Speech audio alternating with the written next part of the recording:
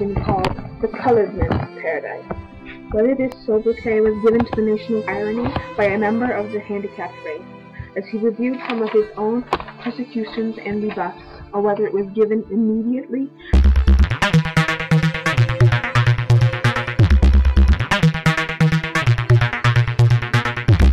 slaveholder, who for the first time in his life saw colored people walking about like free men, minus the overseer and his whip. History says not, but to find a worse misnomer of Washington than the colored men's paradise. If so prosaic consideration appropriateness of a name. In 15 years I have resided in Washington, and while it was far from being a paradise for colored people, it has been doing its level best ever since to make conditions for us intolerable. As a colored woman, I might enter Washington and walk miles without finding a place to lay my head, unless I happen to know colored people who live here, or ran across a chance acquaintance who could recommend a colored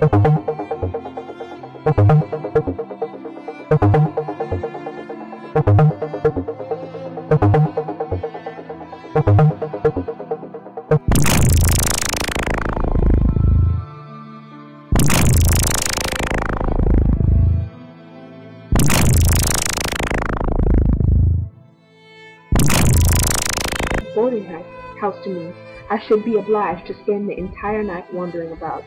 Indians, Chinamen, Filipinos, other dark race can find hotel accommodations if they can pay for them. The colored man alone is thrust out of hotels of the national capital like a leper.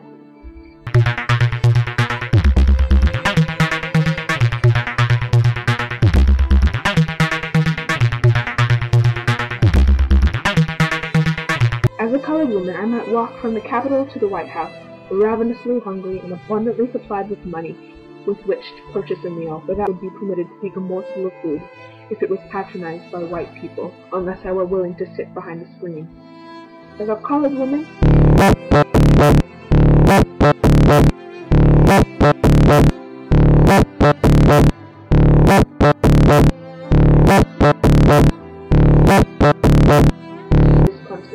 which owes its very existence to the love of freedom in the human heart, which stands for equal opportunity to all.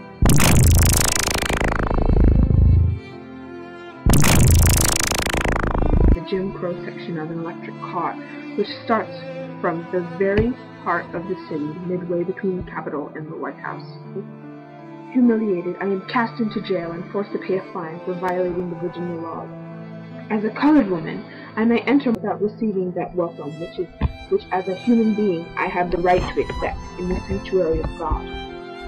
Unless I am with occupations in which the pay for my services would be very poor, there is no way for me to earn an honest living if I am not a trained nurse and secure a position as a teacher in the public schools, which is exceedingly difficult to do. It matters not what my intellectual attainments may be of a competent person, if I try to enter many of the numerous vocations in which my white sisters are allowed to engage. The door is shut. Some time ago, a young woman who had already attracted some attention in the literary world by her volume of advertisements which appeared in a Washington newspaper, which called for the services of a skilled stenographer, an expert typewriter, send specimens of their work and answer certain questions concerning their experience and their speed before they called in person. In reply, the woman received a letter from the firm stating that her references and experiences were the most satisfactory that had been. When she presented herself, there was some doubt in the mind of the man to whom she was directed concerning her racial pedigree. So competent a person, but frankly he admitted that employing a colored woman in his establishment in any except a menial position was simply out of the question. Although white and colored teachers are under the same Board of Education, and the system for the children of both races is said to be uniform, prejudice against the colored teachers in the public schools is manifested in a variety of ways. From 1870 to 1900, there was a colored superintendent as the head of the colored schools.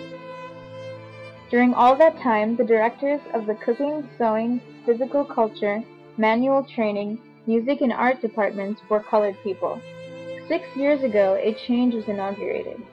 The colored superintendent was legislated out of office, and the directorships, without a single exception, were taken from colored teachers and were given to the whites.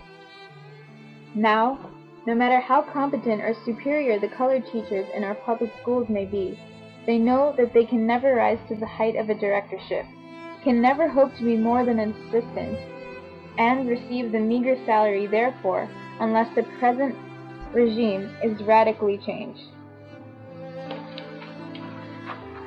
And so I might go on citing instance after instance to show the variety of ways in which our people are sacrificed on the altar of prejudice in the capital of the United States, and how almost insurmountable are the obstacles which block his path to success. It is impossible for any white person in the United States, no matter how sympathetic and broad, to realize what life would mean to him if his incentive to effort was suddenly snatched away. To lack the incentive of effort, which is the unlawful shadow under which we live, may be traced to the wreck and ruin of score of colored youth. And surely nowhere in the world do oppression and persecution, based solely on the color of skin, appear more hateful and hideous than in the capital of the United States, because the chasm between the principles upon which this government was founded, in which it still professes to believe, and those which are daily practiced under the protection of the flag, yawn so wide and deep.